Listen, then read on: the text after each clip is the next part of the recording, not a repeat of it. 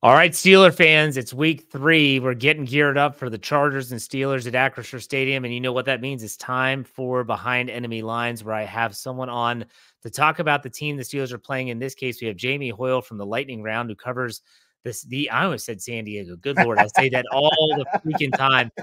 I'm just going to say the Chargers from now on, but he's the Lightning Round podcast from Fans First Sports Network. Jamie, welcome to the show. Thanks, Jeff. I appreciate you having me on. And don't feel bad. Everybody still calls them the San Diego Chargers, so you're not alone. For you? Is it tough for you? Like, you followed them when they were San Diego. Like, is it tough to say the Los Angeles Chargers now, or do you get accustomed to it? No, I'm used to it. Okay. It's been like 8 years since they moved. I'm used to it. All right. Very good. Very good. The media still does it, so you're not alone. All right, let's talk about this game. 2-2-0 teams coming up here, and I think this is going to be a great test for both of these teams. And what everyone is talking about is the Los Angeles Chargers running game, averaging 197.5 yards per game, which is second in the league. And this is Baltimore West, man. Greg Roman, J.K. Dobbins, Gus Edwards. First and foremost, I'm shocked J.K. Dobbins is still healthy because, well, his injury history is well known. The Gus bus, I'm shocked he's not in Baltimore because they love that guy there. How are these guys, including Greg Roman, getting acclimated out there on the West Coast? And is it been a really big change of pace in terms of the style of offense than what you're accustomed to seeing? Yeah, it's a huge change of pace from what we're used to seeing. You know, we're used to seeing Herbert drop back, 30, 40, 45 times a game, slinging the football all over the place, trying to ask Justin Herbert to be Superman and win the game by himself. Because as you know, the Chargers have not had an offensive line or a defense for most of the last 10 years. So they've really needed him to be Superman. Well, now they've been spending some time and money and draft capital on the offensive line. Their wide receiving group isn't what it used to be. So they need to shift and kind of not take the ball out of Justin Herbert's hands because you still need him to make plays. But they've shifted to, like you said, it's Baltimore West. It's a physical, downhill running game. They're looking to play gap, duo, power, get those double teams up front, get the running backs, one-on-one with a linebacker or a safety and see if they can make somebody miss. And they're using Gus as that hammer. They're just running him basically up the middle for the most part, trying to grind out tough yardage. They're using him as the jab and the body blow and the boxing analogy, trying to wear defenses down by making them tackle that monster of a running back. And then as defenses get tired, you start to sprinkle JK in. They go with the hot hand as he starts to get warmed up. And pretty soon those 3 and 4 yard carries become 7, 8, 9 yard carries. And the next thing, another 40-yard carries. And it's been a lot of fun to watch. It's very different from what we're used to. It hasn't been completely smooth. We've had some issues with, and I'm sure you remember this from Roman's days with the Ravens. Sometimes it takes them too long to get the play call in. Mm-hmm. They're slow getting to the line of scrimmage. They don't have time to make checks and audible, and they're rushing just to get lined up and get set in time to run the ball. That was a big problem against the Raiders in week 1. It was less of a problem last week against Carolina, but it still showed up a couple times here and there. It led to some pre-snap penalties because they were rushing to get the ball off. But it seems like they're starting to work that out. But yeah, it's a very different experience from what we're used to. This is a tough, physical, kind of, it's a bully of a football team. And that's not something we've been able to say about the Chargers for a long time. Now, a question that I have is, the Chargers, what's interesting is that Justin Herbert's numbers are rather pedestrian because they've run the ball so well. He hasn't had to throw the ball. He's only thrown for 274 yards and 3 touchdowns to 1 interception, only been sacked twice. I do often ask this question, both mentally and to anyone that listens. If you have a team that is so dominant running the football, and this was Baltimore back when Greg Roman was there, you have to ask the question, what are you going to do if or when a team stops the run? What's your answer? So my question for you is, what do you think the answer would be if the Gus Bus and JK are not able to get going? The Steelers do a good job shutting down the run. What's the Chargers' counterpunch? I would say plan B is going to be using short passing as an extension of the running game. Okay. So they just drafted Lad McConkey in the second round, early in the second round this year in the draft. And I think what you would see if they're not running the ball well is bubble screens, smoke screens, kind of manufactured touches for McConkey underneath, trying to give him an opportunity to catch the ball and make a play after the catch. They'll do some of that with Quentin Johnston, last year's first round pick as well. And hopefully maybe run some double moves or some play action to get Johnston and potentially Joshua Palmer open a little bit more down the field. But I think, you're going to see the last few years, Chargers fans have been clamoring for Herbert to throw the ball down the field, and he's made a lot of big plays down the field. I think what you're going to you're going to see more of is a controlled passing game, Yeah. more short and intermediate. Keep the clock moving, keep churning clock. Hopefully, have a lead and continue to grind it out. Not necessarily looking for those 50, 60, 70-yard plays down the field, but being content with those 10, 15-yard plays, picking up in medium-sized chunks and just kind of marching the ball down the field. I mean, you know your team better than anyone else. So my question for you is if you had to identify a weakness. So the Steelers defense, Terrell Austin is the defensive coordinator, been doing it for a long time now. If he's watching film, he says, okay, this is what we're going to do. This is how we're going to impose our will on their offense. What is that weak point, that weak link that the Steelers might be able to expose? Well, the big one right now is the interior of the offensive line. Bradley Bozeman is new to the team at center, although he's familiar with the scheme. They took right tackle Trey Pipkins and kicked him inside to right guard when they drafted Joe Alt in the first round this year. And Zion Johnson, who struggled the last couple of years, is their left guard. Bozeman did not play at all in the preseason, although Zion and Pipkins did at times, but they've had some communication issues in the middle. They've struggled with stunts. They've struggled with blitzes. They've just had some issues with communication and switching and making sure that things are covered up the middle. So I would say certainly I would attack them with stunts. I would try to hit them with some linebacker blitzes up the middle, and just see if they're able to communicate and identify and trade off when they need to. That was a big issue for them early in the Raiders game. Luckily, they were able to keep the game close in the first half. They come out in the second half and they kind of fix those issues in the middle of the offensive line.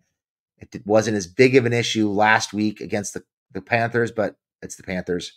So, yeah, that's certainly what I would do. I would attack the middle of the offensive line, and I would try to stack the box and force the Chargers wide receivers to beat me down the field. Okay. Now let's go to the other side. I want to ask you from your perspective. It's looking as if, barring something drastic changing, that Justin Fields will be the quarterback for the Steelers. How does that make you feel? Just you're thinking about Justin Fields, you're thinking about the Steelers offense. It's very similar in terms of statistically and how the Steelers want to run the ball. They average 139 yards per game, which is 12th in the league. What are your thoughts about facing a Justin Fields led offense? I'm pretty comfortable with it, I think. um, Okay. I think, he has physical talents. He can run the ball. He can extend plays with his legs. He's had a knock at times. He's held the ball too long. He's had a hard time seeing the field. He's had a hard time being accurate in certain parts of the field. So I would want to challenge him to beat me down the field if I'm the Chargers defensive coordinator. My goal would be to be extremely disciplined in the pass rush, not get caught moving too far up the field, maybe bring the occasional slot blitz or inside linebacker blitz just to get somebody in his face and prevent him from fleeing the pocket. And I want to make him hold the ball, stand in the pocket, make good decisions, and make good throws. Because I feel like if you force him to do that and you force him to win the game instead of just not screw it up, I feel like you're likely to get a turnover out of that. Yeah, and the Chargers have done a good job with taking the football away. They I think they're +4 last I checked. Yeah, they have 4 takeaways, 2 interceptions, 2 fumble recoveries on the season. What exactly has been their MO to get those takeaways? Is there anything in particular? They've been better at getting interior pressure. Puna Okay. Ford's been very effective for them of not just stopping the run, but penetrating and affecting the quarterback from the interior. Bosa and Mack are playing really good football. They've done a good job of blitzing the slot and creating pressure through the A and B gap with different players, and they're not allowing teams to run the ball. They're getting in the quarterback's face and affecting the quarterback, and they're forcing errant throws. Yeah. And they've had the benefit of playing two pretty bad quarterbacks the first 2 weeks too. Well, I mean, it's good. Like I said, it's going to be interesting to see how the Steelers approach this challenge because I think this is Denver's defense is good. I don't want to give I think they're a good defense. They do have their issues in the middle with their linebacking core, but I think they are good. I think this Chargers defense is better. So this is going to be a good test for the Steelers in terms of how are they planning on moving the football because I don't think you can bash your head against the wall over and over again. Is there a style of running back that maybe the Chargers don't do well against? The Steelers have a three-headed monster that's very unique. You mentioned Gus and JK on your side. The Steelers have Najee Harris. He's the hammer, so to speak. Jalen Warren is the faster, get out on the edge, more of a zone style runner. And then they throw in Cordero Patterson, who could give you some tough yards as well. Is there a running back style that doesn't really this everyone kind of has those styles. I remember in the past, Ray Rice used to torture the Steelers when he was playing for the Ravens just because of his talent of reading the stretch runs and stuff like that. Is there a type of back like that for the Chargers defense that gives them fits? There has been, in years past, everybody gave them fits. The last 3 or 4 years, they have not been able to stop a nosebleed on the ground. So it didn't matter who it was; everybody gave them fits. Yeah. I would say right now, that's kind of a to be determined. Week 1, it was Zamir White with the Raiders. He didn't really do much. Miles Sanders was somebody I thought might hurt them a little bit last week. He and Chuba Hubbard had some success, but not a whole lot. A lot of that had to do with the Chargers being up multiple scores early in the game. So I think that's kind of to be determined at this point because it's a small sample size for this run defense. We've seen them struggle against the run in years past. So it'll be interesting to see what they do against a good offensive line and a good running game that can be multiple in the way they want to attack. We'll see how they handle that. I really don't have the answer to that right now. It sounds like a cop out, but no, it's fair. It's early. It's early in the season, so you're not going to have all the answers. My next question, though, you should have an answer to is who in the secondary is going to be tasked with trying to slow down George Pickens because George Pickens, whether it's AJ Terrell in Week 1 in Atlanta, Pat Surtain, he uncharacteristically got the best of him on more than one occasion, drew some defensive pass interference calls. Who's the cornerback that's going to be marked up with George Pickens here in Week 3? On paper, the Chargers' number one cornerback is Asante Samuel, but I feel like in terms of the way they're playing right now, Christian Fulton is their top cornerback. So I think you could see both of them lined up on Pickens. I don't know that one guy will necessarily follow him around. They don't really have that lockdown alpha corner. Right. Yeah. So I think it's going to be a mixture of those guys. You might see Derwin James on him at times in certain situations. I think they'll try to give him different looks and see if they can kind of slow him down a little bit. Because just a tip, that's Fields' guy. If he's going to go anywhere, it's going to be to number 14 in black and gold. So keep your eye out for that. But this seems to be like a really good challenge for both teams. I do have to ask you, not necessarily for a score prediction, but how do you see this game shaking out? I mean, it's going to be in Pittsburgh. It's their home opener. The fans are going to be crazy.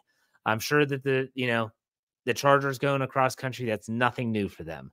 What is your takeaway on how this game could play out? I think this game is going to be very similar to both games the Steelers have played so far this year, and particularly the Raiders game Week 1 for the Chargers. I think it's going to be both teams are going to kind of try to drag each other down into deep water with a physical rushing attack. They're going to try to get after the quarterback and force turnovers.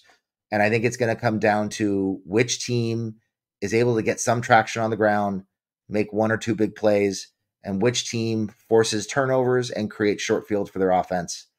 And I think that's what it's just going to be like a classic 3 yards in a cloud of dust, physical, just a nasty, ugly battle in a mud pit, basically.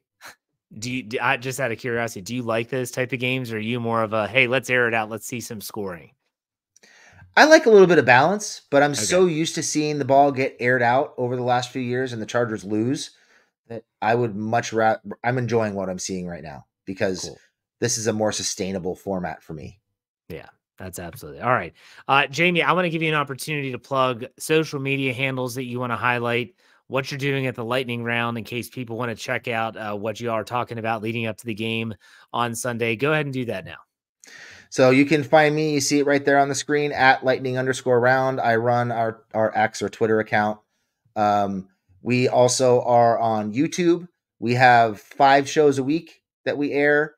Uh, my partner Garrett has a show on Wednesday called Score More. Craig has a Tuesday show. It's called I Got 5 on It. My show, The Walkthrough, which Jeff was just on for me Yep. earlier, airs on Thursday, and we do a game recap live as soon as the game is over on Sunday. So 5 shows a week. You can find us right there on Twitter. I'm sorry, right there on YouTube and Twitter. And yeah, that's our story. There you go. Well, hey, enjoy the game this weekend, and maybe we'll be in touch with a future game coming up, maybe like a postseason game. We'll see. But Oh, that'd be fun. Let's that keep our would be fingers crossed for that. fingers crossed. Jamie, thank you for your time, man. Enjoy the game. Thanks. You too.